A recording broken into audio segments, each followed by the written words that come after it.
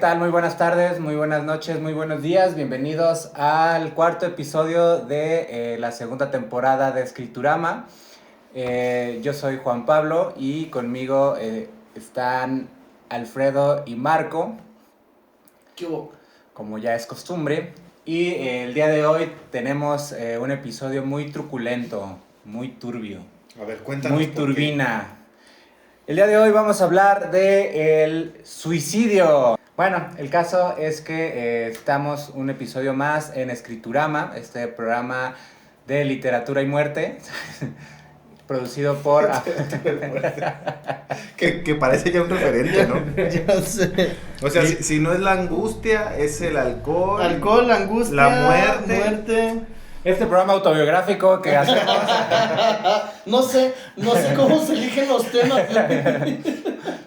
Y bueno, es un programa producido por Apatía TV, una casa productora de las mejores en el país y, si me apuran, de Latinoamérica. Es muy posible. Si me lo permiten, ¿no? Es muy posible, Sí. Magadán. Y bueno, pues este día, en este episodio, vamos a hablar, como ya lo decíamos, del suicidio, un tema que ha recorrido la literatura desde sus inicios, ¿no? Incluso me atrevería a decir que la cólera de Aquiles es también una manera de que el propio Aquiles, cuando muere Patroclo, pues en la desesperación que esto le causa, él acude un poco a la cita con la muerte también, ¿no? Es decir, no, él sale victorioso en esta batalla, pero un poco él ya no sabe de sí mismo, ¿no? Es esta cólera que cantan las musas, sí es una explosión de rabia, pero también no, o sea, me hace recordar como estas veces que ya no te importa muy poco tu propia... Sí, está integridad. loco no solamente por destruir, está loco también por destruirse a sí mismo, ¿no?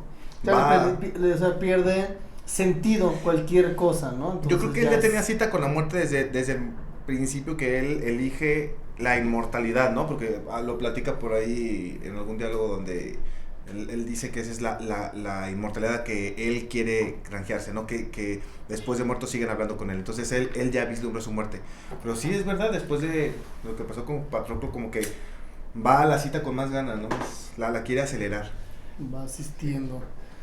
Y bueno, entonces el tema del suicidio pues ha sido algo que está presente a lo largo de los siglos y los siglos que llevamos de tener... suicidándonos todos. No, pues de que existe esta cosa que tan maravillosa para nosotros, que es la literatura, que sin eso la vida sería un poco más miserable de lo que ya es. Y pues no sé, por ejemplo, recuerdo hay por ahí también un filósofo antiguo, griego, pero no recuerdo si era Empédocles, quien también cuentan que él sube a un volcán y él se avienta, ¿no? Al cráter. Al cráter. Creo que era Empédocles, la verdad no lo... Y bueno, entonces el suicidio es un tema que ha estado presente pues tanto en las obras como en los propios autores, ¿no? Y no es hacer una apología de la decisión que toman los escritores o de los personajes, pero sí de pronto es un recurso constante que aparece, ¿no? Tenemos muchas obras donde el suicidio por diferentes razones está presente. Vamos a irlos comentando. También las escritores y escritoras que también han recurrido o han decidido terminar con sus vidas. Las patrocinadoras. Tenemos hoy a nuestras patrocinadoras para que vean para que vayan a leerlas. Pero sí, o sea, sí es algo que ha estado presente. ¿Y cuál es de pronto es como... Bueno, vamos a poner muy filosóficos, pero como de pronto las razones de suicidio, ¿no? Hablábamos empezando de a veces la pérdida de sentido, ¿no? Yo quisiera, ojalá y no le esté cagando como ya es costumbre, pero pensaba que en la literatura, ¿por qué hablamos o por qué en literatura la literatura está amalgamada por escenas que propenden a la tragedia, propenden a la desgracia, propenden a a escenas o a personajes que están sufriendo o que están en la miseria, porque incluso la mejor literatura, ¿no? Creo que cojea de eso, ¿no? Y cuando digo cojea no me refiero a que sea algo que esté mal hecho, sino que parecería que es un defecto de nacimiento, es un defecto de fábrica de toda la literatura. Bueno, creo que tiene que ver porque tú no puedes contar literatura la alegría, ¿no? La alegría o los momentos plácidos, ¿no? Por ahí, cómo terminaban esos cuentos para niños, pues, y vivieron felices para siempre. ¿Por qué? Porque la felicidad no es digna de ser contada, ¿no? Sí, lo que es digno de ser vivirla, ¿no? Es mejor vivirla. Lo que es digno de ser contado es los problemas, la tragedia, lo que no se puede resolver. Y creo que para los escritores noveles con V, los escritores que en ciernes, que van comenzando, el suicidio, la muerte, es un recurso muy común, muy usado para los que van arrancando lo que hacen con sus personajes. O los vuelven locos, o los matan, o sea, que alguien los asesine, o se suicida. Entonces, creo que el suicidio está incluso en la genealogía, en el origen de intentar hacer interesante una historia. O sea, creo que desde ahí ya lo tenemos, eso lo podemos ver desde el inicio de los tiempos o ahorita. Creo que no sé cuántas muertes, por ejemplo, hay en Shakespeare, ¿no? Creo que pues es pasado la historia como el único hombre que es posible le haya ganado a George Martin, ¿no? Como el asesino, matando a sus personajes. como el asesino de personajes más descarnado. Y el suicidio es una de esas muertes. No sé qué tanto de repente para los escritores también poner un suicidio representa más un recurso narrativo que un reflejo de sí mismos. Pues. Sí, o sea, habría que hacer también esa distinción donde es un recurso narrativo, como dices tú, o es propiamente pues el desfogue del autor, ¿no? A mí particularmente me interesa más ese tipo de literatura, la literatura que es donde se vierte el autor sus propias vísceras. Y también tenemos esta situación de, por ejemplo, creo que son momentos de mucha tensión, ¿no? O sea, por ejemplo, los suicidios en los personajes algunos que vamos a hablar, son estos momentos de una tensión, de un clímax de emociones, sentimientos. Entonces también creo que como recurso literario, también por eso llega a ser utilizado, por este clímax, este trancazo de emociones que termina derivando o terminan cortando con el suicidio como un resultado de como por ejemplo, ese caso del que hablas tú, más bien, ese tipo de esa manera de hacer la literatura como la dices tú, yo pondría como ejemplo al Werther de Goethe, ¿no? ¿Por qué? Porque Goethe no es precisamente un autor que se caracterice por una literatura muy sufrida. Es más bien un esteta, autor, ¿no? Es más bien un esteta y hasta un erudito, diría yo, ¿no? Que también él tuvo como mucho acercamiento con la ciencia, con el arte.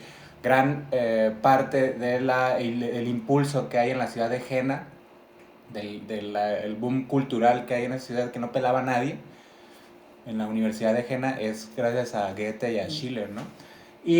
Pero el Werther es un libro donde es un poco autobiográfico en el sentido de que Werther se enamoró de Carlotta von Stein, que era ella ella era esposa de un personaje muy importante en Alemania, que lo reciben a Goethe en su casa. Él también funciona como una especie de preceptor de sus hijos. Y él se enamora, ¿no? de ella, y obviamente ese amor pues no es correspondido. Ella era mucho más grande que él y ella funcionaba como una especie de contención al ímpetu que tenía Werther en su juventud, porque él era como un tipo muy, dicen los biógrafos que Rudyard Safransky, por ejemplo, que él le decía, o sea, en las cartas que se envían, porque nunca dejaron de enviarse cartas, o bueno, duraron muchos años de su vida carteándose ella y Goethe. Y dice que Carlota von Stein le decía así como de, deja de decir groserías, te ves mal, no sé, ve a los caballeros de no sé qué, y tú ya deja de escribir tantas groserías. Entonces, y él como que le va haciendo caso, pues, como que, como una figura muy materna, ¿no? La que tenía ella. Y este amor no correspondido de Goethe, él lo ficciona en este libro. Las penas. Las penas del joven Werther, ¿no? Que por ahí encontré una que dice las cuitas. Pero cuitas, o sea, es como una palabra antigua, vieja, ¿no? Sí, son las cosas que usaría yo, no sé. Ese libro escrito por Alfredo. No, y bueno, este personaje pues sí tiene todo también es un poco el creador del romanticismo. Porque es un personaje, Werther es un joven muy apasionado, ¿no? Que recordemos que uno de los principales atributos del romanticismo era que no quedaban juntos, era la tragedia, era el estar, ¿no? La separación. Eso era lo que hacía más recalcitrante los amores, el que eran imposibles. Exacto. Y en el caso de Werther, pues es una novela epistolar, ¿no? No, más bien es un diario. Bueno, también hay cartas es epistolar. Son las cartas que él envía a... se me olvida el nombre de ella. No recuerdo el nombre de la chava esa. O no quieres recordarla. O quizá no quiero recordar. Vaya. Y bueno, él pues tiene una relación como muy tormentosa con ella, porque igual ella está casada con un amigo suyo, o sea, del personaje. Y al final, spoiler alert, digo, es una novela de 1700, del siglo XVIII. A ver si no afecta. Quizá 200 años ya haya sido suficiente para que le dieran. Pero el final es muy, muy catastrófico y muy impactante porque él le pide la pistola del amigo, o sea, él manda al criado para que al criado le pida la pistola al amigo de Werther, y con esa pistola es con la que él se suicida, ¿no? Yo pienso que aquí en México, por eso decíamos, hay tres cosas que no se prestan, ¿no? La mujer, el caballo y la pistola. No me sabía eso. Los mexicanos estamos muy adelantados a Alemania en ese aspecto. Ahí nomás le faltó el caballo, pero las otras querían, entonces. Y eso generó todo un movimiento de Werthercitos que había en Alemania que vivían como la pasión de esa la forma. pasión de Werther, y que hubo también ahí como algunos suicidios en Alemania, dicen, ¿no? Una epidemia de suicidios, que dicen por ahí, digo, no sé qué tanto ya sea leyenda, pero al parecer la novela generó una epidemia de suicidios. Pero, o sea, esto viene a cuento por lo que comentabas, ¿no? De este recurso, que es más bien un recurso estético el que utiliza, o el suicidio, Goethe lo utiliza como un recurso estético, pero que sí funcionó entre comillas, de una manera que impactó en la sociedad, ¿no? Sí. Ahorita que comentabas de estos amores no correspondidos o amores imposibles. También muy dieciochesco al buen Ana Karenina con Tolstoy, en la que ella tiene es la esposa de como no es magistrado, es como un empleado de gobierno, como un ministro, algo así. Okay. Tengo entendido que es era el rango, digamos, para tratar de hacer una... Sí, era como un político, pues, de aquella época, de cierto nombre, y ella termina enamorándose, teniendo una aventura con un como soldado, con un ex soldado, más joven, pero valeroso, todo este rollo, y termina derrumbándose toda la vida de Ana Karenina, y termina arrojándose a las vías del tren. Igual, spoiler alert, pero no, o sea, no manchen, neta, si no han leído Ana Karenina. Pero lo que les decía... Y si no la quieren leer, vayan a leer El suicidio, es el último. Ajá, es la última parte. Pero tiene lo que te decía por ejemplo, de esta carga o del trancazo, el clímax. Ella en el arrobamiento, en toda esta saturación, te va platicando el buen León, que viene la máquina y ella en el frenesí se arroja a las vías, pero la imagen que te muestra es ella está abajo del tren, o sea, del carro del tren, recargada, y cuando recapacitan lo que está haciendo ya no puede... y quiere salir, le pasa la llanta por encima y la mata. Entonces Esa escena es fuertísima por lo que te está platicando, el frenesí lo estás leyendo y es eso, cae decidida, cuando tiene este titubeo y se arrepiente y quiere salir, ya no alcanza el tiempo y el tren le pasa por encima. Que por lo demás jovencísima, ¿no? O sea, ¿qué tiene? ¿30? Más o menos. Va treinteando apenas, más o ¿no? menos anda treinteando la buena Anita. Lo es que los rusos, o sea, Tolstoy, Dostoyevsky, o sea, este como sentimiento tan trágico de la vida y más o menos parafraseando a Unamuno, ellos como que tienen una manera de expresar sí, esto trágico, o sea, de estas vidas tan trágicas. No hay mejores maestros para hacer eso que los rusos, ¿no? Parece, sí, ¿no? Aunque yo creo que no le queda también mucho de... No desmerece. Madame Bovary de Flaubert, ¿no? También ella creo que se suicida al final. Ella también es una mujer que ha distorsionado completamente su realidad por leer novelas amorosas. Es como otra imagen o otra cara del mismo poliedro de lo que podríamos encontrar con el Don Quijote. Es un arquetipo, ¿no? Sí, podría ser eso. Es una mujer que ha idealizado completamente su vida. Entonces, con base en... La novelizó. Sí, la novelizó. Okay.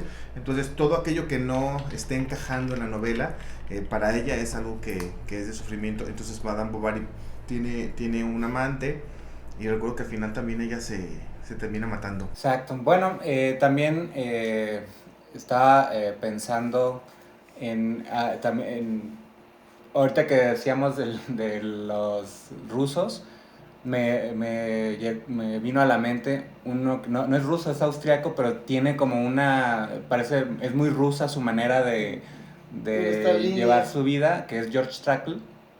No sé si recuerdan a George Trakl, es un poeta austriaco que él tenía una farmacia que se llamaba El Ángel Blanco y era una farmacia donde daban cocaína. En estos tiempos donde pues, la cocaína sí se manejaba como una cuestión como medicinal. Ya. Pero lo curioso de él es que él se enamoró de su hermana, él estaba perdidamente enamorado de su hermana, al grado de que tuvo que salir austriaco, dices, ¿no? De Austria. Qué freudiano. Ah, sí, exacto. Y él tiene una obra poética muy corta, pero muy apasionada, intensa, ¿no? Okay. Muy intensa. Y no voy a recomendar tanto a George Trakl, pero sí a un poeta mexicano de Veracruz que se llama Francisco Hernández. Y él tiene un libro que se llama Moneda de Tres Caras, donde él hace son como textos poéticos en relación a tres alemanes, ¿no? A George Trakl, a Hölderlin y a Schumann. Bueno, Schumann es un pianista, pues, pero son tres alemanes.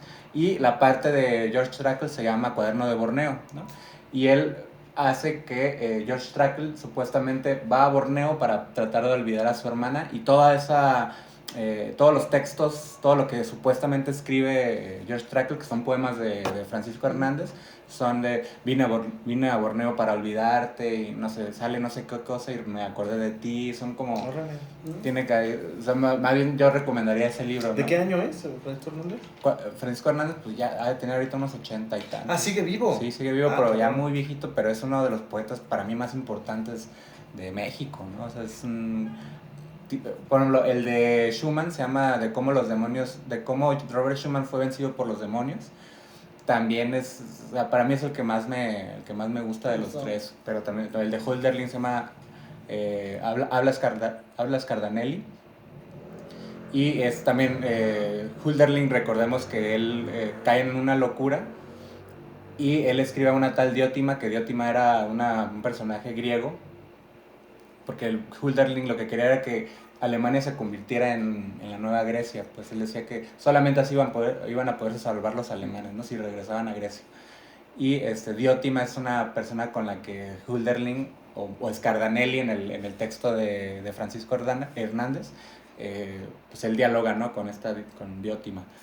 Pero sí, esa obra, Moneda de Tres Caras, para mí, no sé, a mí me cuesta trabajo entender por qué no ha sido todavía tan de renombre, ¿no? En la literatura mexicana. Creo que me fui un poco de tema, pero Pero me acordé de George Trakl ahorita con lo que decíamos de los rusos. De los rusos intensos. Intensos, exactamente.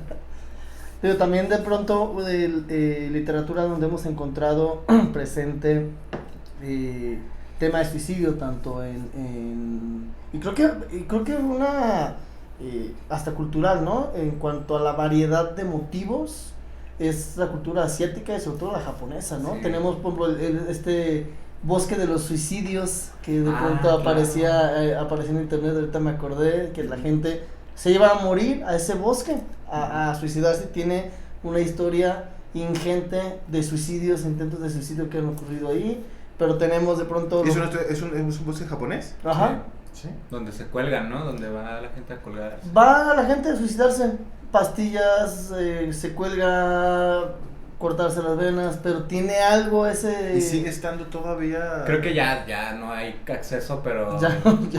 Pero sí. Ya dijimos, ya Les demasiado. están Sí, quitando historias, autores que tuvieron con el harakiri, su contacto con el harakiri. Bueno, yo recuerdo, los japoneses se suicidaron, Akutagawa, ¿no? Akutagawa se suicidó, que es el que escribió Rashomon. Pero después, por ejemplo, el cineasta, ¿cómo se llama el cineasta que hizo Rashomon? ¿Kurosawa? Kurosawa, creo que también Kurosawa se suicidó. Kurosawa, tienes razón. Kurosawa se suicidó. Un premio Nobel de literatura japonés, ¿cómo se llama? Kawabata. Yasunari Kawabata también se suicidó. Él se suicidó ya muy, muy viejo. Estaba enfermo y estaba cansado. No sé sinceramente cómo se suicidó, pero de los suicidios de honor y más terribles, pues es el de Yukio Mishima, ¿no? Yukio Mishima es creo que el emblemático. Si ustedes lo googlean la primera vez, digo, no tiene finta de ser escritor, ¿no? Uh-huh. Era como un ninja, era como un Bruce Willis japonés. Ándale, ¿no? El cuate también. Bruce Lee. Era un Bruce Willis que empujaba, hacía lagartijas y empujaba la tierra hacia abajo. Ándale. Entonces, así de ese estilo. Y si lo googlean, el cuate se ve que le metió muchísimo al cuerpo y le gustaba mucho el performance, le gustaba mucho mostrarse en fotografías. Tiene por ahí un performance en donde está, creo que de rodillas, y hay como unas flechas que están atravesando su cuerpo y salen del otro lado. Era un hombre muy histriónico en ese sentido. Creo que le gustaba llamar mucho la atención. Cuenta Javier Marías, el español, que se nos acaba de ir, creo, el año pasado, que era tanto su esplendor que cuando ganó el premio, me acuerdo de decir el nombre del otro japonés que ganó el premio Nobel, ese sí. Kawabata, Yasunari Kawabata. Cuando ganó Yasunari Kawabata, él pensó que lo iba a ganar. O sea, que Yukio Mishima era alumno, ¿no? Era un adepto de Kawabata. Entonces, cuando salió la noticia, él viajó para estar afuera de su casa y ser fotografiado y tomado ahí de ser el primero que está con el maestro. Le gustaba mucho la parafernalia. Y bueno, uno de su suicidio fue terrible, porque él quiso hacer una especie de golpe de estado, ¿no? Es que es interesante comentar esa vida de Yukio Mishima, porque sí era un güey muy, bueno, un güey, ¿no? Perdón para don Yukio, pero, o sea, era una persona muy particular, ¿no? O sea, y él tenía ideas muy distintas a las que, o sea, no era un demócrata, por ejemplo, ¿no? O sea, era homosexual. Que no estaba, o sea, se rumoraba, ¿no? O sea, creo que todavía su homosexualidad, o sea, creo que ya es algo más casi definido, pero en ese entonces eso no la vivía no estaba de forma abierta, pues. Pero esta onda de, no sé cuál era su postura política, un tanto más monárquica. La verdad no sé qué es lo que estaba peleando, o sea, políticamente no sé qué es lo que estaba peleando. Pero el caso es de que, bueno, ahorita tú ya lo cuentas, pero sí, no venía no era un guerrillero de izquierda, como se lo van a imaginar, queriendo derrocar a un dictador, ¿no? Al contrario, era como alguien que quería restablecer, de hecho, hasta como una cuestión más tradicional de lo japonés, derecha, ¿no? Más tradicionalista, más... O sea, él no quería que se occidentalizara Japón, ¿no? No. Y bueno, luego hace este golpe. Pues hace y fracasa, no se le hace, entonces ellos ¿cómo se dice? Cuando se repliegan en una casa en donde ya tenían todo preparado por si las cosas salían mal. Su pareja, al parecer fue ella, o él, más bien su pareja, él fue el encomendado para que le cortara la cabeza. Tengo entendido que, no sé si siempre fue así, pero al menos durante Mishima estaba vivo, la tradición del harakiri era que él primero con una especie de katana pequeña se abría el estómago y lo que seguía era que alguien estaba encomendado para decapitarlo de un solo espadazo, ¿no? Pero pues no funcionó, o sea, él se corta, se lo encomienda y la otra persona, que es su pareja, está en shock. Sí, pues, No puede con eso, ¿no? ¿Quién sabe por qué? No sé, de las tripas de la persona que andan, o sea, no entiendo. O sea, yo no entiendo, o sea, cómo le faltó sangre fría. Ajá, gente sin... Generación de cristal, sí, que no aguanta. Sí, no aguantan nada, ver ahí las tripas del que quieres ahí tiradas. No entiendo, güey. Agarró y le hace el primero sin la fuerza de vida, entonces se quedó atorado como en la espina dorsal.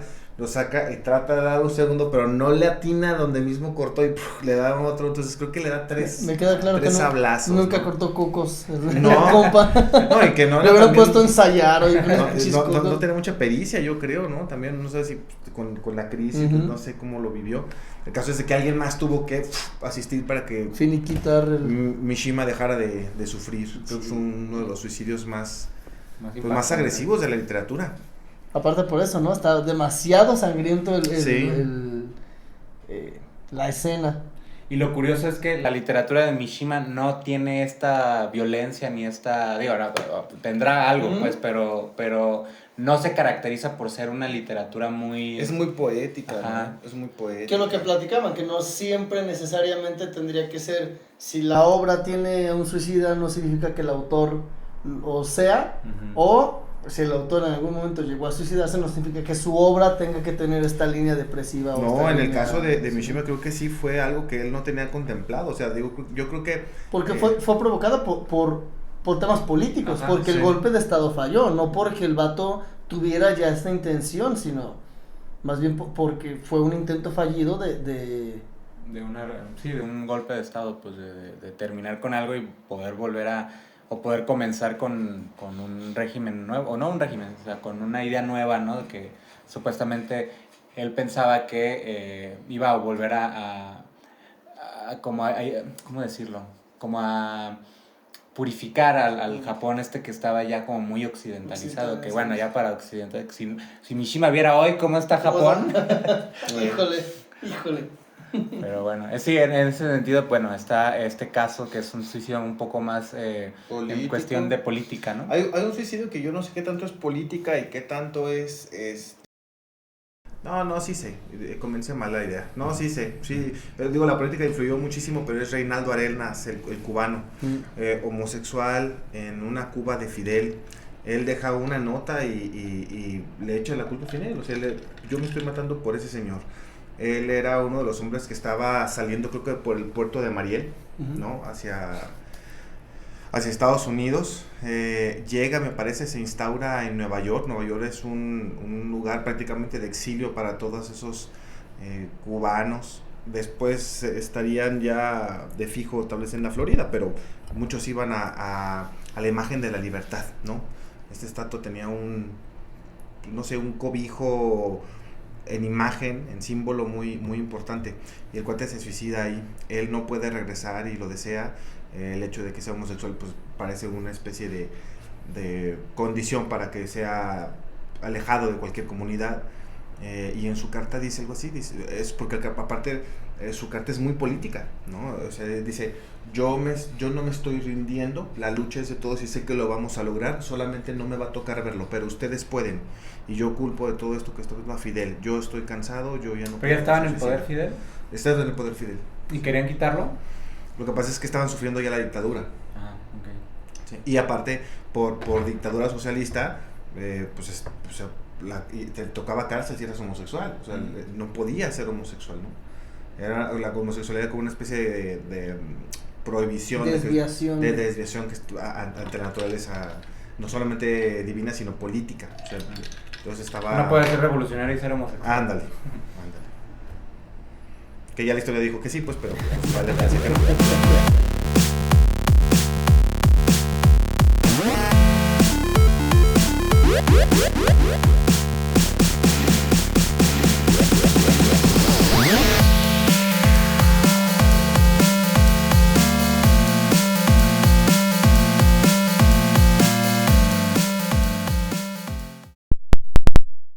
que Reinaldo Arenas se suicida en Estados Unidos y deja un mensaje a Cuba. No quiero leer la carta completa, pero el final dice: al pueblo cubano, tanto en el exilio como en la isla, le exhorto a que siga luchando por la libertad. Mi mensaje no es un mensaje de derrota, sino de lucha y esperanza. Cuba será libre, yo ya lo soy. Y se nos va. Y se nos fue. Y se nos fue. Sí, es un suicidio relacionado, como decíamos, a la política, ¿no? Un suicidio político, exactamente. Comentabas que él tenía SIDA, entonces o sea, no se suicidó por la desesperanza de su enfermedad. De... Creo que tiene que ver con su enfermedad, su homosexualismo, y que lo condenaban al ostracismo, ¿no? O sea, lo alejaban de todo tipo de comunicación. Quizá a lo mejor en estas... Y aparte era un perseguido judicial, o sea, políticamente él estaba como incumpliendo, él sabe lo que le esperaba en Cuba, por ejemplo. Pero tú, a lo mejor en esta sensación de saber que iba a morir al tener el síndrome, el SIDA, y tener que morir lejos de Cuba por cuestión de la dictadura, de ser un perseguido. Me imagino que por ahí va la intención también de la carta. Tenemos suicidas en Latinoamérica, ya vimos de Arenas. Que fue y se suicidó en Estados Unidos, pero cubano, ¿no? Era cubano. Hablábamos de esta línea de pronto como la nacionalidad de los rusos, esta intensidad del Japón. Latinoamérica también tiene su condimento, ¿no? En cuanto a las razones, motivos y las formas en las que se llegan a suicidar. Nos platicas de la buena, la patrocinadora número 1. Oficial. A mí, traer a colación tanto a Silvia Plath como a Alejandra Pizarnik aquí a Escriturama me cuesta un poco porque siento yo, la verdad sí son dos autoras por las que yo tengo una devoción muy particular, o no particular, pero sí muy apasionada, ¿no? Igual que los rusos. Entonces me cuesta porque siento que no les voy a dar como... no les vas a hacer justicia. No les voy a hacer justicia, pues, ¿no? Y la única manera que tendría yo de hacerles justicia tanto a Silvia Plath como a Alejandra Pizarnik es invitándolos a que las lean y a que se acerquen a la obra tanto de Alejandra como de Silvia, ¿no? Que son nuestras dos jefas, nuestras dos patrocinadoras, y que van a seguir saliendo seguramente en esta temporada y quizá en la siguiente. Uh-huh. Y bueno, hablar de Pizarnik es hablar precisamente de una mujer que su suicidio hizo que hubiera un boom en torno a su obra, y que, y esto lo dice, yo creo que la persona que más sabe de Alejandra Pizarnik es Cristina Piña, su biógrafa, y ella también es poeta argentina. Ella también como que tiene este esfuerzo de que el suicidio de Alejandra Pizarnik no opaque su obra, ¿no? O sea, que su obra es mucho más, es algo mucho más grande que lo que ella vivió. No se conocía por el escándalo, sino por su obra. Okay. Porque sí, dice Cristina Piña y también Ivonne Bordelois, que fueron sus amigas. Bueno, Ivonne Bordelois fue su amiga. Es una lingüista argentina que ella conoció en la Sorbona. Alejandra no estudió en la Sorbona, pero dice Ivonne Bordelois que ella estaba estudiando lingüística en la Sorbona y que ella aprendía más yendo al departamento de Alejandra Pizarnik que de sus maestros en la Sorbona, ¿no? Y dicen ellas dos, porque ellas hacen la edición de la correspondencia de Alejandra Pizarnik, que está editada por Lumen, y en estas cartas que que Ivonne Bordelois y Cristina Piña pudieron recolectar para hacer esta edición, cuentan que muchas jóvenes argentinas se vestían ya como, o sea, años después de la muerte de Alejandra, se vestían como Alejandra, porque ella tenía como una manera muy rara de vestirse. Medio beatnik, ¿no? Sí, como pues, muy andrógina, pues porque ella misma tenía esta personalidad, ¿no? Pues, o sea, ella era bisexual, ¿no? Ella estuvo enamorada, por ejemplo, de Silvina Ocampo. Y pues, siempre tenía como esta onda medio andrógina, y eso como que causó mucha sensación. Entonces había ellas cuentan que llegaban jovencitas vestidas como Alejandra Pizarnik, hablando como Alejandra Pizarnik, a que les contaran tanto Ivonne como Cristina sobre Alejandra, ¿no? Ya. Y bueno, Alejandra Pizarnik llevó siempre una vida, o estuvo muy atormentada. Su diario muestra a cada rato este tormento que ella vivía porque, pues no sé, son estas vidas que están en el mundo padeciéndolo, ¿no? O sea, es una vida también la de Silvia, ¿no? Son vidas que están ahí, o sea, caminan o transitan el mundo, pero lo transitan siempre con un padecimiento, ¿no? Es como si les cuesta vivir, ¿no? Y la manera que Alejandra tuvo de poder vivir, aunque sea un poco, fue a partir, bueno, no a partir, fue solamente desde la literatura. De hecho, ella en uno de los últimos poemarios, no me acuerdo si es El infierno musical, ella habla de que a su casa, que es el lenguaje, se le ha volado el techo, ¿no? O sea, y ahí es como el indicio de que ella ya está incluso desinteresada ya totalmente del mundo. Si ya no tiene lenguaje, dice ella, ya no tiene absolutamente nada, ¿no? Ella estuvo en un hospital psiquiátrico, el Pibano, se llamaba el hospital, y tiene un intento de suicidio ahí dentro de ese hospital. Y en un día en su casa toma barbitúricos y muere, ¿no? Pero sí y yo estoy de acuerdo con Cristina Piña, el esfuerzo que hay que hacer por la obra de Alejandra Pizarnik es para que no opaque esta vida muy peculiar que tuvo ella, desde sus cuestiones sexuales hasta su suicidio, que eso no sea más importante que la obra de Alejandra Pizarnik, que para mí ha sido siempre un disparador, ¿no? O sea, ella tiene todas, o sea, lo pueden ver, son como poemas muy epigramáticos, ¿no? Son de 2, 3 renglones, ¿no? Pero son poemas donde está condensado toda una fuerza, hay mucha fortaleza en el sentido de intensidad en los poemas, aunque sean muy cortos, ¿no? Tiene otros más largos, como la extracción de la piedra de la locura, pero regularmente su poesía son poemas muy cortitos. Pero sí hay una carta muy famosa que le escribe Julio Cortázar, donde pues está esta famosa frase, ¿no? Donde le dice, yo te quiero viva, ¿no? Porque Alejandra Cortázar era como una figura paterna para ella. Y ella le cuenta que ya pues, está pensando en quitarse la vida, y Cortázar como que la regaña, ¿no? En esa famosa carta, que está en internet, pueden irla a buscar, pero de ahí surge esta frase famosa de yo te quiero viva, ¿no? Y está cañón, ¿no? O sea, como estos autores que van teniendo como esta pérdida del gusto por vivir, ¿no? Hay quienes sí terminan con suicidio, y hay autores, o tenemos el caso también de ¿Onetti? De Onetti, que nos... Bueno, quien estuvo cerca de Onetti cuenta que él siempre estuvo hablando del suicidio, ¿no? Primero comprendiéndolo, primero entendiendo, justificándolo, haciendo incluso hasta apología. Pero cuenta Mario Vargas Llosa en un ensayo que le hizo a Onetti, creo que se llama Viaje al fondo de la fábula, donde él cuenta que se invitó a una serie de escritores latinoamericanos a Estados Unidos, creo que en Nueva York, a dar unas ponencias allá. Uno de ellos fue Onetti, fue Mario Vargas Llosa, y él en todo momento en las ponencias entregaba una tarjetita antes y decía, el escritor en esta ponencia no sé, no va a hacer uso de la palabra, se reserva el uso de la palabra.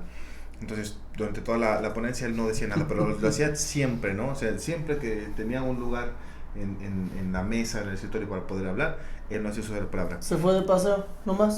Parecería como si hubiera ido de paseo, pero creo que tampoco se paseó mucho, porque dice que por las noches, cuando o las tardes, cuando salían de ahí, las personas que los habían invitado para allá, y era, oye, vamos a visitar, ¿no?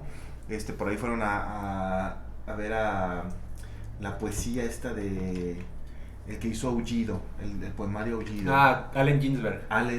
Fueron a verlo a él. Decía que sí llegó a ir, que Onetti sí llegó a ir ahí, creo que salió las primeras 2 noches, y decía que la risa, dice Mario Baizo, la risa al ver cómo veía a esas personas hacer sus performance beatniks, era una risa como de ver una payasada. Dice, no puedo imaginarme a él con su corbatita, su traje de oficinista, observar todo aquello fumando, ¿no? Y bueno, decide entonces él ya no salir más y se enclaustra en el hotel. Hay una, perdón, así entre paréntesis, hay una película que protagoniza mi primo James Franco, que se llama Aullido, y es la vida de Allen Ginsberg, y ahí pueden ver cómo, la neta, sí lo estudió muy bien él, o sea, habla igual, y durante la película es como la biografía de Allen Ginsberg, pero van recitando los fragmentos de sus poemas. De Aullido. Órale. Holy forgiveness, mercy, charity, faith, holy hours, bodies, suffering, magnanimity, holy the supernatural, extra brilliant, intelligent kindness of the soul.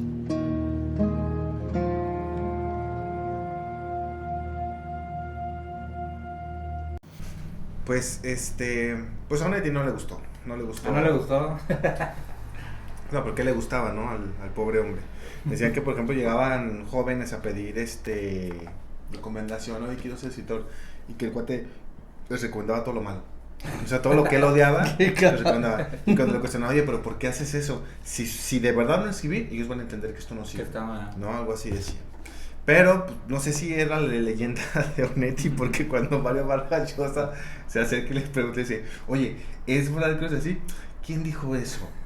No, pues que hijos de puta. Entonces como que ya había sido mucha leyenda, ¿no? Okay. El caso es, digo, bueno, para retomar el tema, Onetti se enclaustra toda su estadía en Nueva York, en el hotel, y hay un escritor, no recuerdo, se los llevo por acá, te lo digo, que tiene miedo de que se suicide, porque él se encierra en el hotel con botellas de whisky y novelas policíacas que le encantaba leer, ¿no? Y así pasaba hasta que se alcoholizaba, quedaba dormido y que decía, un día una noche vamos a regresar y este güey se va a matar. Entonces tengo que cuidar que no se mate en este viaje, ¿no? Porque aparte tenía como una especie de cariz extraño el que fuera de esa forma, ¿no? Entonces, un hombre que sale de Latinoamérica va a Estados Unidos y se mata en un hotel, oye, pues parecería, ¿no? Entonces hay alguien que lo está siempre como cuidando. Siempre habló Onetti del suicidio.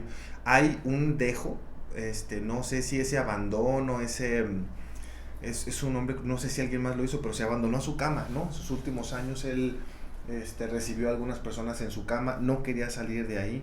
Hay algunas imágenes que ustedes las buscan, pues está de su cama jugando con una especie de pistola apuntando hacia la cámara. La última entrevista que le hacen en cama, él no la quería así, ¿no? Porque incluso en algún momento es que dijiste que no iba a ser una entrevista, o sea, te acepté, pero dijiste que no iba a ser una entrevista. Y de todos modos, pues, se pasan por alto lo que él quería. Pero eso de no salir de la cama, ¿no? Decidir como ya... perderle el interés, pero lo importante, Onetti no se suicida. Onetti no se suicida. A pesar de tener todo el cuadro y todo, como bien sospechaba o temía el escritor que lo acompañaba. Este vato se va a pegar un balazo. Yo recuerdo 2 textos de Onetti donde hay un personaje que se suicida. Uno, no recuerdo si es Para una tumba sin nombre o El Pozo, pero el hermano del narrador se suicida por una deuda, ¿no? O sea, él no era una deuda porque creo que más bien le hace un fraude a alguien y lo cachan y se suicida. Y el otro es un cuento que se llama Montaigne, donde el narrador acude a una reunión que lo invita a uno de sus amigos, y esa reunión el cuate del anfitrión les da así un banquete, son como es una cena y están ahí cotorreando, y ya les dice, bueno, los cité aquí para que precisamente pues presencien mi suicidio, y ahí va, ¿no? Y en eso termina el cuento, no es un cuento Porque breve. es muy constante. Me acuerdo que el infierno tan temido también el personaje termina suicidándose, ¿no? Esta persona que comienza a recibir postales de su expareja, donde está teniendo relaciones sexuales con otros hombres y que las firma atrás todavía la fecha, el lugar y demás. Y él se suicida porque una de esas le llega a su hija. Su hija es la que ve esa postal y eso ya no lo puede tolerar. O sea, soportó que llegara a su trabajo, que lo vea la misma madre de la madre de la chica. Pero cuando llega a su hija es cuando él ya no lo tolera y se mata. No, que sí no me acuerdo también es cómo se mata. Entonces tenemos esta... Ahí está, peda pendiente. Sí, y lo que platicamos, no necesariamente el autor refleja, o no siempre refleja en su obra. En este caso podría quedar un poquito abierto a lo que Onetti no hizo en persona, quizá sí lo reflejó en literatura, aunque él no lo haya llegado a realizar. No lo sabremos qué pasaba por la mente del buen Juan Carlos. Ahorita que dijimos de que esperaban encontrar que se pegara un balazo, el uso de las armas de fuego es muy común en la literatura, ¿no? Y creo que mucho más también en la literatura latinoamericana. Tenemos, por ejemplo, ahorita recordaba a El Gallo de Oro, esta novela corta que también era argumento de cine de Juan Rulfo, en la que es un contexto breve, es un gallero que conoce a una cantadora y mientras la caponera, mientras la cantadora está con él gana, tiene fortuna, tiene suerte y sus gallos ganan.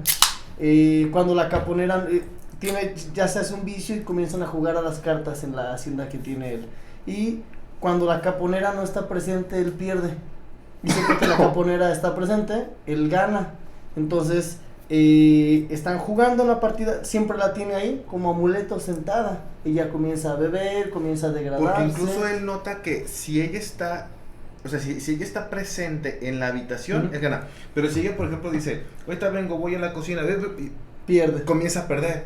Entonces tu lugar es aquí. ¿Qué vas a hacer en ese lugar? Ese es tu pedo, pero tu lugar es aquí.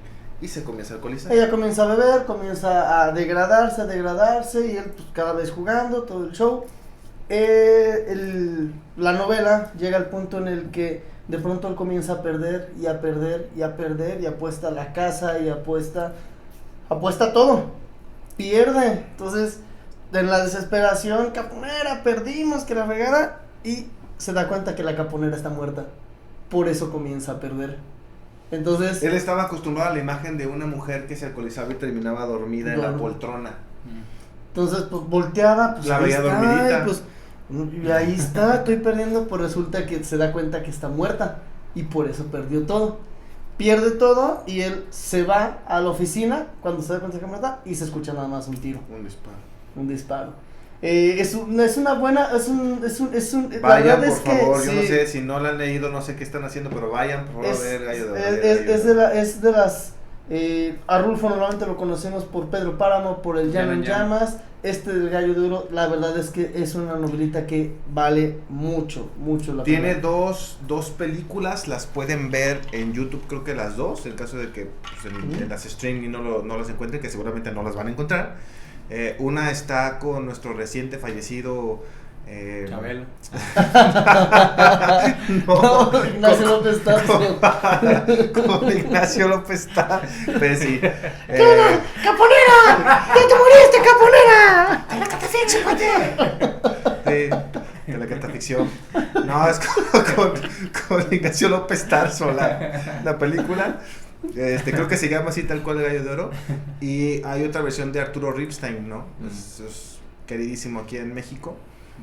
Algo sobre la fortuna. El Imperio de la Fortuna. El Imperio de la Fortuna también está ahí. Creo que pues, hay que ver las dos, ¿no? Vale la pena. Digo, ¿para qué les digo esta sirve, esta no? Mejor vean las dos. Y si leen El Gallo de Oro, todavía mejor. Porque las películas sí tienen cosas diferentes a la novela. Entonces sí se los recomendamos. O sea, pero El Gallo de Oro también fue un guión. Es que estaba escrito en teoría, o se cree que era como un argumento cinematográfico. O sea, era como una historia para llevarse al cine. Sí, porque él trabajó, cuando él ya estaba con con Pedro Páramo y el Llano en Llamas publicado, muchos directores comienzan a jalarlo para que les comience a ayudar. Y le ayuda, ¿no? O sea, creo que si ustedes por ahí indagan, van a encontrar que hay muchísimas películas mexicanas donde el señor Rulfo le puso la pluma. No quiero decir que lo escribió todo, pero hizo muchas mejoras que aceptan los directores. Él por su cuenta, alguien le dijo, te pago un argumento completito tuyo. Es que yo no escribo guiones, te pago el argumento. Entonces él jugando un poco, tomándoselo en serio otro tanto, se avienta el gallo de oro. Pero si quien lea la novela se va a dar cuenta que es muy diferente al Llano en Llamas y es muy diferente a Pedro Páramo. Si entre ellas dos incluso hay diferencias, ¿no? Que son las obras cumbres. Aquí va a haber muchas diferencias, pero lo que sí van a notar es de que no puede ser solamente un guión o un argumento, porque hay formas poéticas de expresar que si se reflejaran en una sola imagen se pierden. Entonces eso es lo que no podría llevarse nunca a escena. La prosa que sigue siendo buenísima. Es buenísima. Es mucho más llana, es mucho más respetuosa del lector. Me refiero a que no es tan exigente, ¿no? No la pone a prueba, no lo pone contra las cuerdas. Por eso creemos que es una novela muy amigable para quien no ha leído a Rulfo. Si se desencantaron de Pedro Páramo, que muchos seguramente lo dejaron a medias. Si por algún cuento, ¿no? de Llano en Llamas no gusta tanto. Gustó. Esta edición que les mostró Marco, pues además es buenísima porque tiene otros textos, cuentos cortos que no están incluidos en el Llano en Llamas. Es correcto. Tenemos entonces el uso del arma de fuego, también otro, ahorita se me viene a la mente a Alejo Carpentier, de El Reino de este Mundo. Es un... Continuando con latinoamericano. Ajá. Él es cubano, ¿verdad? Carpentier, sí. Premio Nobel, todo, ¿no? Premio Nobel. Y la novelita esta está situada en Haití, en la Haití pre-republicana, cuando todavía era colonia antes de la independencia, en la que un negro ex esclavo llega a ser rey, explotando a su mismo pueblo. Entonces cuando el pueblo se rebela y se hace un desmadre, andan quemando la casa y el pueblo rebelado va a buscarlo, él termina también volándose la tapa de los sesos. La tapa de los sesos. Hace un Kurt Cobain. Exactamente. hace también la pieza es era muy hemingwayano. Era muy lo maneja muy dramáticamente, o sea, si lo ves así como como cinematográfico, o sea, ve la casa en llamas y todo, y este vato así obviamente un pistolón de esos ya semejante de 1700 que eran una madre, pues se termina volando la tapa los sesos, como bien mencionaron ahorita, del buen Neto, del Papa Hemingway también.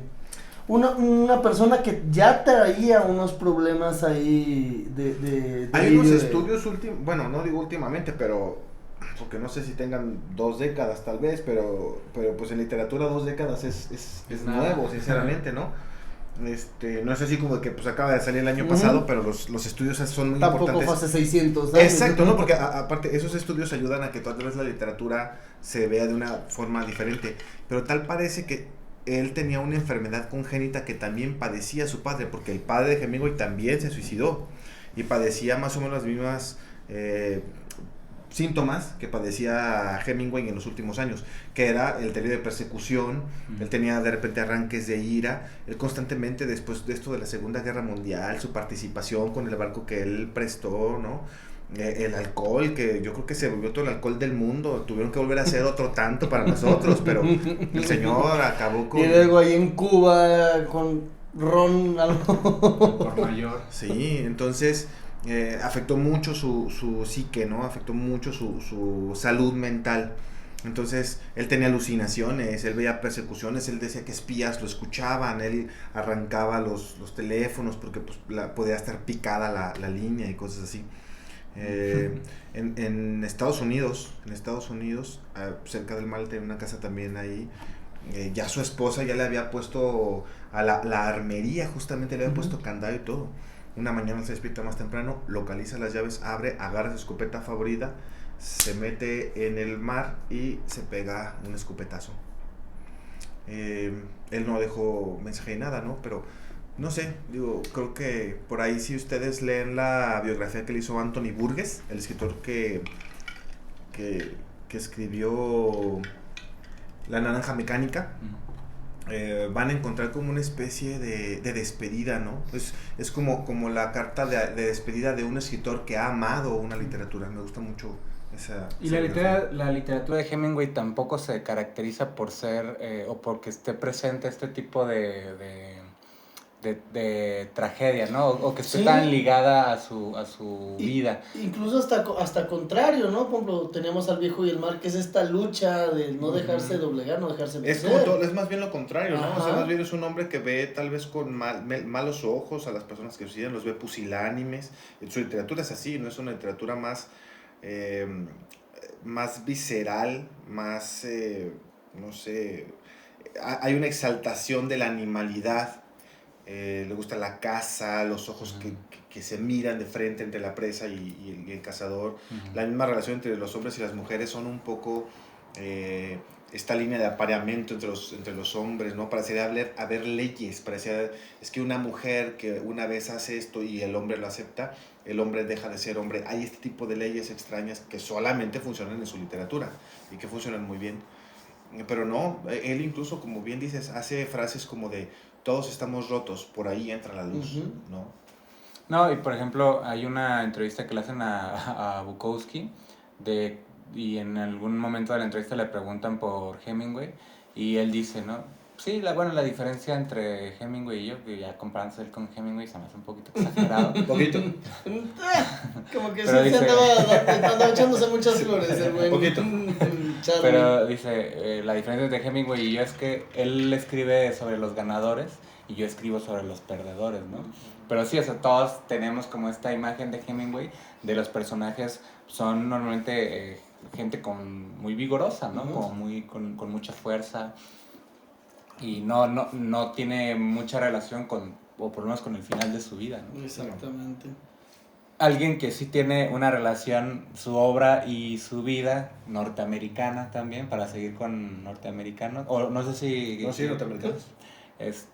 Bueno, obviamente Sylvia Plath, ¿no? Otra que ya había salido en el episodio 2 de la temporada 1 de Escriturama y seguirá saliendo, pues porque es una de mis obsesiones, ¿no? Porque adelantó publicidad. Pagó por Adela, pero hablamos de Silvia.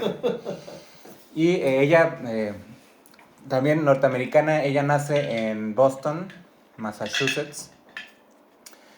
Y ella es, al contrario de Hemingway, o sea, relacionándolo pues con Hemingway, contrario a Hemingway, su vida y su obra pues sí están íntimamente ligadas, ¿no? Es su obra consta de, en vida solamente publica un libro que se llama El Coloso, y posterior a su muerte aparecen una novela autobiográfica que se llama La Campana de Cristal, donde ella habla de su adolescencia, de los inicios de su juventud, porque ella la invitaron a escribir para una revista como lo que le llamaban en ese entonces como literatura femenina, ¿no? Como de modas y la chingada, güey. Y ella va a Nueva York a pasar un tiempo en una casa como para escritores, para escritoras, pero que querían como que se dedicara más bien como a la publicidad, ¿no? Y en ese periodo de su vida, ella tiene un intento de suicidio, y la novela La Campana de Cristal trata de ese periodo de su vida, ¿no? Serán como sus años, los 18, 19 años. Y luego aparece Ariel. ¿Qué es este que me acabas de regalar? Es ese que acabo de donar. Donó a la biblioteca de Escriturama. Gracias. Híjole. Y luego hay estos poemas que no entraron en Ariel y otros que ella tenía como para un proyecto posterior, forman otro que se llama Árboles de Invierno, ¿no? Son solamente 4 libros. Mencionabas que nada más tiene uno publicado, pero falleció que 31 años. Falleció a los 33 años, Okay. el 11 de febrero de 1963. Entonces, chavita. Uh-huh. ¿Cómo? Sí, ella, también la vida de Plath, ella ¿Cómo llegó a eso? ¿Cómo llegó ahí? Ella tiene, hay analistas que han abordado la vida de Platt y han concluido en que ella sufría de una especie de trastorno bipolar, ¿no? Parece ser que era bipolar, ¿no? Ok. Que tenía como Tiene estos episodios depresivos. ajá, y de maníaco depresivo, trastorno maníaco depresivo. Porque ella tiene una relación muy tormentosa con su esposo, un poeta laureado de inglés que se llama Ted Hughes. Ella va a estudiar una maestría a Cambridge. Y en ese periodo donde ella llega a Cambridge, conoce a Ted Hughes y se casa con él y tiene 2 hijos, Frida y Nicholas, que también se suicidó. Su hijo Nicholas también se suicidó. Bueno, Ted Hughes parece ser todo un Don Juan y él tiene muchas infidelidades, ¿no? En el periodo que está casado con Sylvia Plath, y ella se da cuenta de una segunda infidelidad con otra poeta que también se suicidó, que se llama Asia Gutman. Y él abandona a Sylvia Plath, se va a vivir con Asia Gutman, y el último periodo de su vida es Sylvia Plath tratando de localizar a Ted Hughes, y en una de esas contesta a Asia Gutman. Ella reconoce la voz de Asia Gutman porque Asia Gutman pasó un tiempo con el que era el marido de Asia Gutman.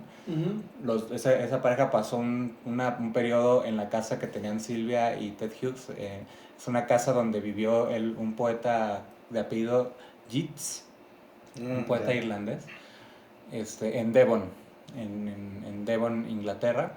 Y ahí llegaron esta pareja para pasar las vacaciones. Ahí se enamoran Ted Hughes y Asia Gutman. Entonces, en una de esas, Sylvia Plath llama a un teléfono que le dieron donde supuestamente estaba él y reconoce la voz de Asia Gutman. Y posteriormente, pasan unos meses, fue el invierno de 1963, fue el invierno más frío, creo que en 60 años en Londres. Se le congeló a Sylvia Plath su tubería.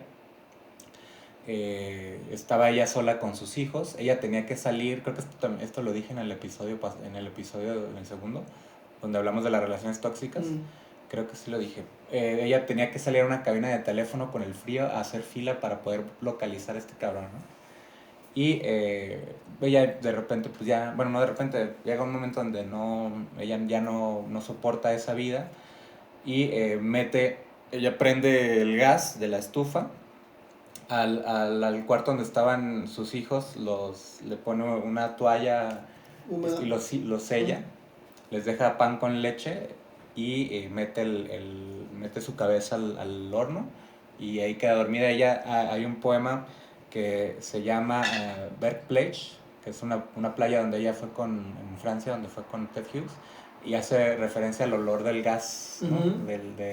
Dice que huele a plátano, es un olor a plátano. Entonces, me imagino que ya lo había, no sé si ya lo anticipado. Ya lo tenía pensado. Y pues como les digo, ¿no? Ella mete la cabeza al gas y así la encuentra una niñera. De hecho, la niñera tenía que ir ese día, pero la niñera le habló para decirle que si podía ir al día siguiente, y es ese día el que se suicida, porque la niñera la encuentra hasta el día siguiente.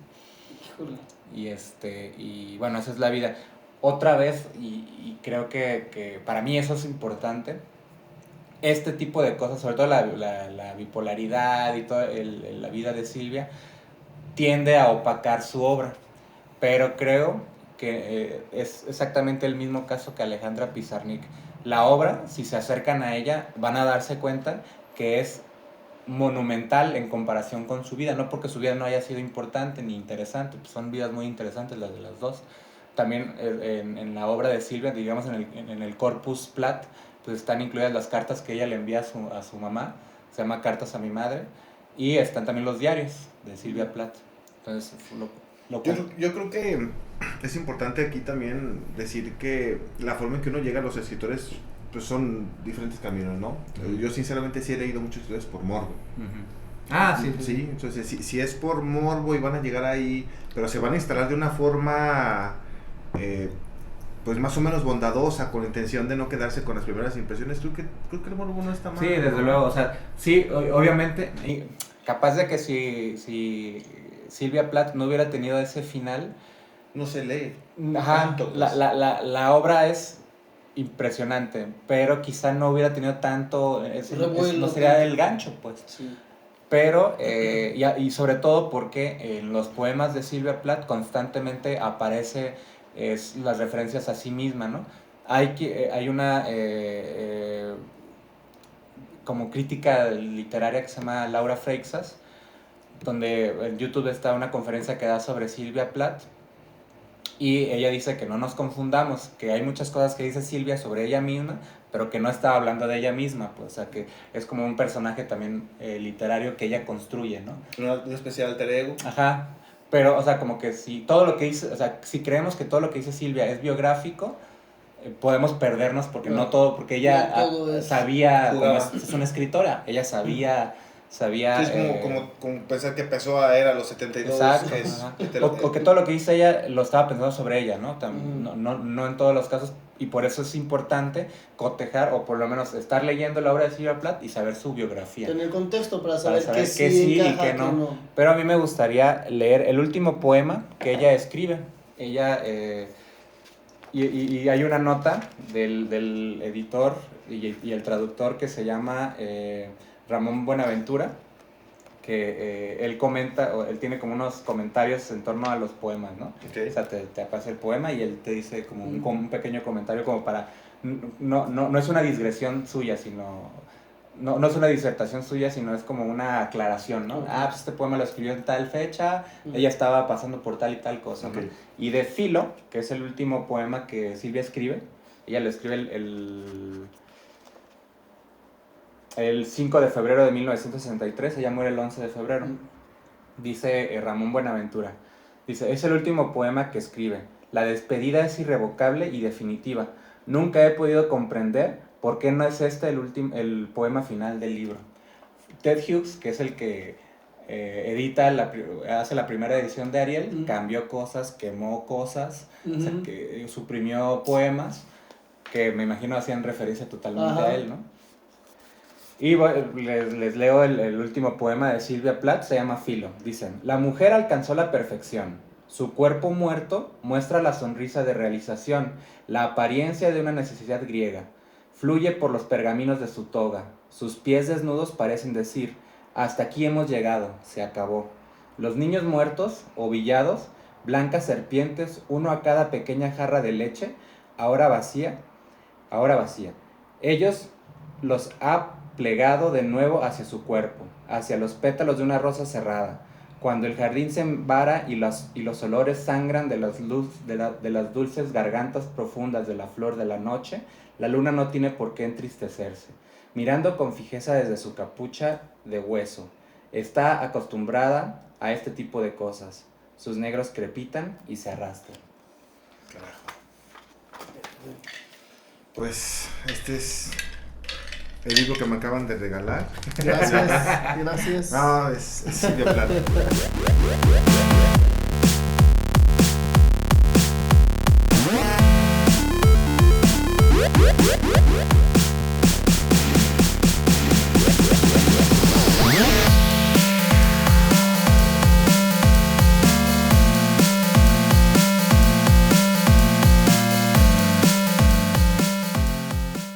Bueno, pues creo que hemos llegado a la sección de despedida, que es las recomendaciones. La parte favorita. La parte de favorita. lo sabemos, es la parte que más. Todos deben estar buscando esta. Como ya saben que ya se va a acabar el programa, es la parte que están esperando. Ya les quedan 5 minutos a estos cabrones. 5 minutos y ya se van a callar. Dios quiera. Bueno, pues vamos dando gusto. El premio Nobel Peter Hank, escritor en lengua alemana, padeció un suicidio con su madre. Esto es una novela testimonio, un testimonio de... En ese momento, Cell sintió el verdadero terror. Entonces, Peter Hank, bueno, creo que después te va a quedar muy chido.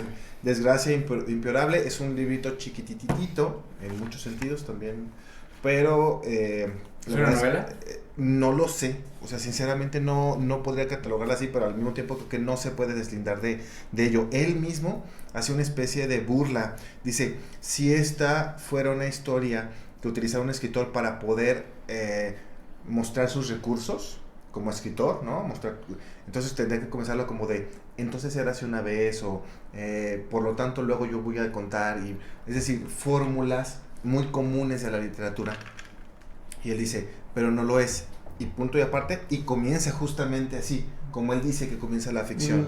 Y lo que hace es un recuento de los daños, pero no hacia sí mismo como hijo, o al menos hasta el final puede ser un poco, pero en realidad es un recuento de los daños de la vida contra su madre, ¿no? Del periodo que vivió, del periodo antes de la guerra, del periodo de la guerra, del periodo posguerras. Es una mujer que sufrió mucho en la Alemania de aquel tiempo. Se tuvo que provocar como unas 5 abortos con gancho. Era una mujer que personas que eran tenderos se volvían soldados de repente, y entonces era posible que no los volvieran a ver, ¿no? Entonces ella trataba de hacer su vida como podía y de repente se juntaba con alguien.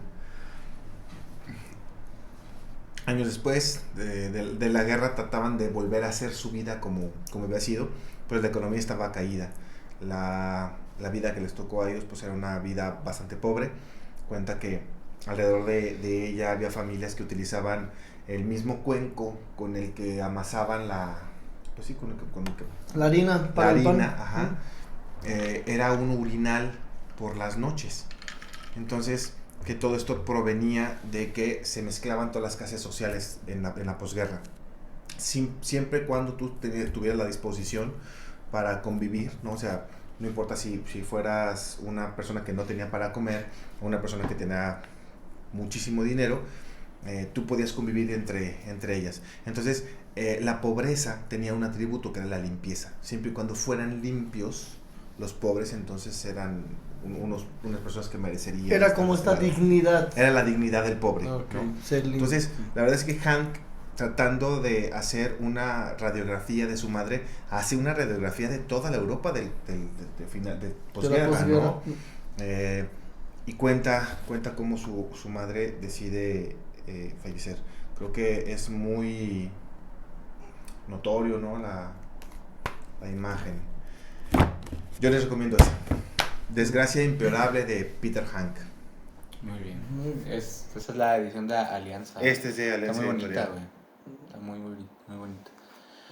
Bueno, por este lado, yo voy a recomendar a un poeta francés, del que ya no alcanzamos a hablar en este capítulo, pero vamos a retomarlo en un capítulo posterior, que es Gerard de Nerval, un poeta del siglo XIX francés, que él comete suicidio ahorcándose en una farola, creo que ahí en las calles parisinas. Era un tipo muy extravagante. Dicen que él tenía la manía de salir con una correa atada a una langosta, ¿no? ¿Sacaba a pasear a la langosta? Sacaba a pasear a su langosta. Oye, pero ¿cuánto tardaba en el pinche langosta? También estás de acuerdo que no es como muy, muy, muy veloz. No creo que era. Sacó la langosta en París, no sé. Pero bueno, dicen, pues hay como muchas leyendas en torno a Gerard de Nerval.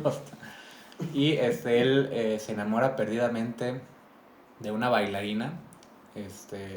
Esperaba que no fuera humano lo que... Oye, la película de Yo te voy a sacar de trabajar, reina.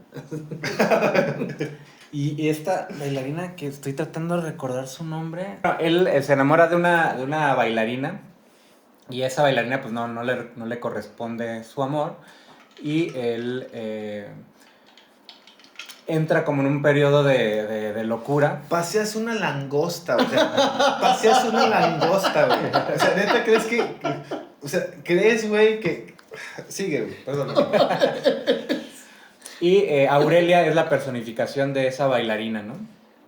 Y ¿qué pasa? Que lo que estoy recomendando es este librito, Aurelia, que es no sabemos, o bueno, los expertos no saben si catalogarla como una novela o como un poemario, porque son episodios de entre el sueño y la vigilia que tiene Nerval, que eso es el tema que él más trata en su obra, es cómo se confunde el sueño con la vigilia, y o cómo más bien el sueño es el mundo donde él quiere vivir, ¿no? La realidad a él no le interesa, a él le interesa el sueño. De hecho, la primera línea de Aurelia así comienza. Dice, el sueño es una segunda vida. No puedo penetrar sin estremecerme esas puertas de marfil o cuerno que nos separan del mundo invisible, ¿no? Entonces, en este mundo onírico que recrea Nerval, aparece Aurelia como una mujer de la que el narrador se enamora, y esa mujer muere. Y cuando esa mujer muere, empieza a habitar en los sueños del poeta, ¿no? Y toda la novela o todo el libro trata de cómo él, estando despierto, de repente empieza a aparecérsele a Aurelia, y él al final deja unas cartas donde parece como una especie de despedida, ¿no?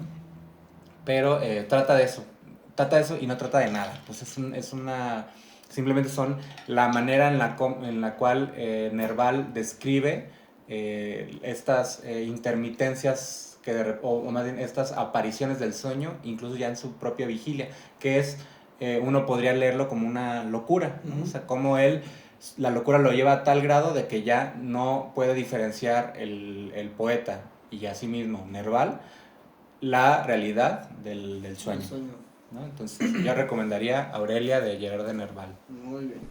Y bueno, yo por último les quiero recomendar este librito de Enrique Vilamatas, Suicidios Ejemplares. Son 10 cuentos, relativamente hay unos más cortitos, hay unos más amplios.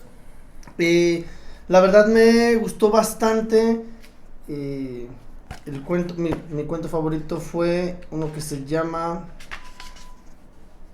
Las noches del iris negro, que trata sobre una sociedad secreta en un pueblo de España, una sociedad secreta de suicidas, que cuando cada uno de ellos decide hacer el tránsito y suicidarse, tienen una noche de despedida en la que se juntan los miembros, beben, platican, disertan sobre filosofía, literatura, ideas, todo ese show, y al día siguiente se mata el festejado, la persona que lo hacía, porque se juntan en la casa del que va a suicidarse, y van quedando cada vez así. Se descubre porque una chica va tras los pasos de su padre, que al parecer pertenecía a esta sociedad.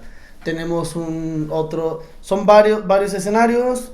Tenemos también tenemos varios escenarios que van como por diversos tránsitos, ¿no? Tenemos un señor, un suicidio por un sociópata, un vato que termina volando una iglesia. Hay una persona que se le murió su esposa, y él es inventor y está haciendo una máquina que recree una tormenta eléctrica de las más épicas que haya habido, y en algún momento de esa tormenta un rayo le impacte a él y muera, ¿no? O sea, un suicidio por una recreación de un rayo, y termine suicidándose. Son varios escenarios, no les cuento más, pero la verdad es que se lo recomiendo. La prosa de Vilamatas, bastante amena. Bueno, muy dicen sencilla. que dos españoles se han acercado mucho en el siglo XX al premio Nobel. Javier Marías pues ya falleció, ya creo que es un hecho que no se lo van a dar. creo, ¿no? Sí, no sé. Sí. A menos que las reglas hayan cambiado. Tendría mis dudas todavía. Y Enrique Vilamatas es el otro español. Entonces sí, creo que otra cosa que estaba pensando es que casi no recomendamos libros de cuentos, fíjate. ¿No? Entonces habría que buscar ahí en los anales de Escriturama. Uy, va a ser pesado. Para ver Recomendaciones. si hay recomendaciones de libros de cuento, porque creo que capaz que ese es el primero. Se los recomiendo No, mucho. no Yo no había tenido la oportunidad de leer a Vilamatas, y fue un muy, muy buen acercamiento. La verdad es que me gustó bastante y es la recomendación que les quiero hacer, Suicidios Ejemplares, de Enrique Vilamatas. Y pues bueno, este fue el capítulo dedicado a suicidio en la literatura. Esperemos que lo hayan disfrutado. Quedaron muchos, obviamente. Quedaron muchos fuera. autores. Vamos a tener que hacer un episodio 2. Vamos a hablar de todos esos. Vamos a hacer el episodio con Virginia Woolf. No le hicimos Exactamente. su honor. Cuentos Munro. Los cuentos de Munro, ¿no? Sí, quedó mucho en el tintero. Creo que también es importante hablar del suicidio en el arte, ¿no? El suicidio de Van Gogh. Cine tampoco tratamos. Quedaron varios pendientes. Entonces, habrá un episodio 2. Pero esperemos que este les haya gustado. Por favor, si tienen comentarios respecto a las obras que platicamos, nos quieren hacer recomendaciones, los invitamos a que nos escriban, por favor. A que nos sigan en redes sociales, en Instagram como Escriturama el canal, en Facebook como Escriturama, y a que nos vean en YouTube, en el canal que produce Apatía TV. Qué buena casa. Qué barbaridad, Qué bárbaro. Unos capos. Está bárbaro, está bárbaro. Es de gángster. Entonces, esto es Escriturama, esperemos que les haya gustado y pues gracias por acompañarnos. Muchas gracias. Callito. Abur.